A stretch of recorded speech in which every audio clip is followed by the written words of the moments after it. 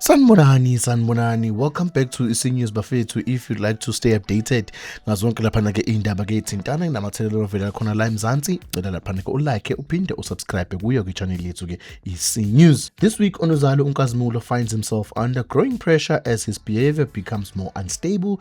The deeper his paranoia grows, the more dangerous things become for the people around him. At one point this week Bafethu uNkazimulo is going to be seen carrying out noma ephethe laphana ke isibhamu raising more questions about what could happen next. Meanwhile ke laphana ke uNkunzi ke kuyaqhubeka izinto zakhe ingahambi laphana ke ejele. uNkunzi continues to cast a shadow even from prison. His presence is still being felt and the tension between him and Nkazimulo keeps building as old fears begin to return. Well, at some point, Kwamashu faces another problem as crime in the community starts getting worse.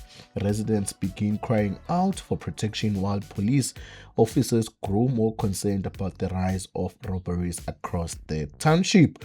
While Lapanege Ulili also continues to fight her emotional battles, her therapy sessions fails to give her the peace she is searching for, and the pressure around her relationship with Njeza grows.